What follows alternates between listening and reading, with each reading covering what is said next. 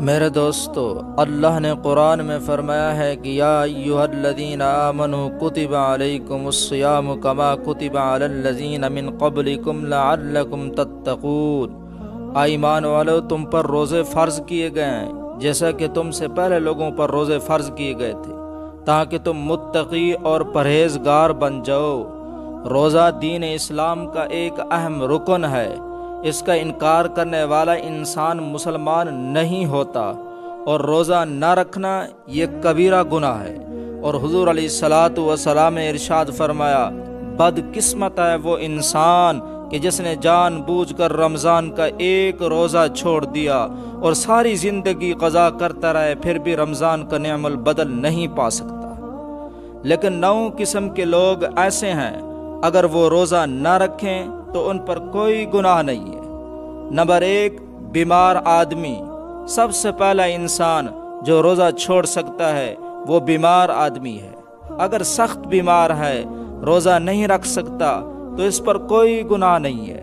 اور یہ بات بھی جان لیں کہ اس بیماری سے مراد وہ بیماری نہیں ہے کہ جو عام طور پر نارمل ہوتی ہے لوگوں کو، کہ جیسا کہ اگر کسی کے سر میں درد ہو گیا، گھٹنے میں درد ہو گیا، یا کسی کو زکام لگ گیا اور اس نے اس پر روزہ چھوڑ دیا، تو ایسا کرنا بالکل جائز نہیں ہے، بلکہ ایسے لوگوں کو روزہ رکھنا ہی ضروری ہے۔ یہاں پر بیماریوں سے مراد ایسی بیماری ہے کہ جس میں انسان کی جان جانے کا خطرہ ہوتا ہے، جیسے مثال کے طور پر کوئی ماہر ڈاکٹر آپ کو یہ کہہ دے اگر آپ بھوکے پیاسے رہے تو روزہ رکھنے سے آپ کی جان کو خطرہ ہو سکتا ہے، اور وہ ڈاکٹر بھی مسلمان ہو، دیندار ہو، 5 وقت کا نمازی ہو، تو ایسی صورت میں رمضان کے مہینے میں روزہ چھوڑنا جائز ہے۔ لیکن بعد میں جب آپ کی بیماری ٹھیک ہو جائے تو اس کو قضا کرنا بھی ضروری ہے۔ اگر کسی کی بیماری ایسی ہے جو ٹھیک ہی نہیں ہوئی، اس کا آخری وقت قریب آ گیا، موت کا وقت قریب آ گیا، تو وہ اپنے ورثاء کو وصیت کر کے جائے، میرے اتنے روزے رہ گئے ہیں، ان کا فدیہ ادا کرنا ہے۔ اور فدیہ یہ ہے کہ ہر ایک روزے کے بدلے میں ایک مسکین کو دونوں ٹائم پیٹ بھر کر کھانا کھلائے۔ نمبر 2، حاملہ عورت، یعنی جس کے پیٹ میں بچہ ہو، اگر روزہ رکھنے پر اس کو یا اس کے بچے کی جان جانے کا خطرہ ہو تو ایسی عورت بھی رمضان کے مہینے میں روزہ چھوڑ سکتی ہے، اس پر کوئی گناہ نہیں ہے۔ لیکن بعد میں جب صحت یاب ہو جائے تو ان کی قضا کرنا ضروری ہے، یعنی جو روزے رہ گئے ہیں وہ رمضان کے بعد ان کو رکھے۔ نمبر 3، شیخ فانی، جو بہت زیادہ بوڑھا ہو گیا ہو اور بہت زیادہ کمزور ہو گیا ہو، جو اپنی جگہ سے اٹھ بھی نہ سکتا ہو، بیٹھ بھی نہ سکتا ہو، اس میں روزے رکھنے کی بالکل طاقت نہ ہو، تو ایسا شخص بھی اگر رمضان کے مہینے میں روزہ نہیں رکھے گا تو اس پر کوئی گناہ نہیں ہوگا۔ لیکن ان روزوں کا وہ فدیہ ضرور ادا کرے، اور فدیہ یہ ہے کہ اپنے ہر روزے کے بدلے میں ایک مسکین کو پیٹ بھر کر 2 وقت کا کھانا کھلانا ہوگا۔ یا علماء نے جو فدیہ بتایا ہو تو اس کی قیمت ادا کرے۔ جیسے اس سال علماء نے بتایا ہے کہ ایک روزے کا فدیہ 230 روپے ہے، اور 30 روزوں کا فدیہ 6900 روپے ہے۔ نمبر 4، دودھ پلانے والی عورت، یعنی جو بچوں کو دودھ پلاتی ہے، ایسی عورت کے لیے بھی رمضان میں روزے نہ رکھنے پر کوئی گناہ نہیں ہے۔ جیسے مثال کے طور پر اگر کوئی ماہر ڈاکٹر انہیں کہہ دے ان کے روزہ رکھنے کی وجہ سے ان کے بچے کو خطرہ ہے، بھوک کی وجہ سے بچے کی موت ہو سکتی ہے، تو ایسی ماؤں کو بھی روزہ چھوڑنے پر کوئی گناہ نہیں ہے، لیکن بعد میں ان روزوں کو رکھنا ہوگا۔ نمبر 5،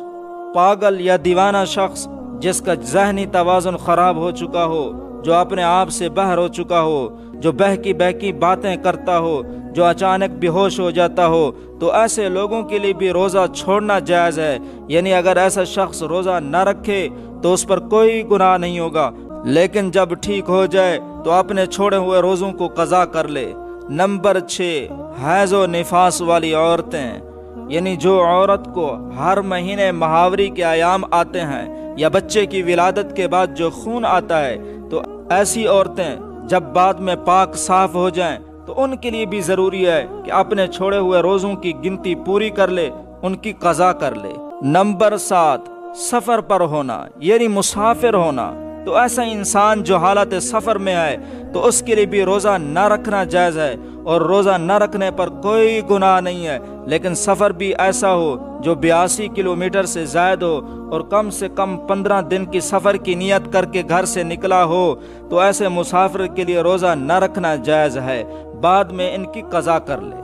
اور اگر وہ روزہ سفر میں رکھ لیتا ہے تو اس کا روزہ جو ہے وہ ہو جائے گا۔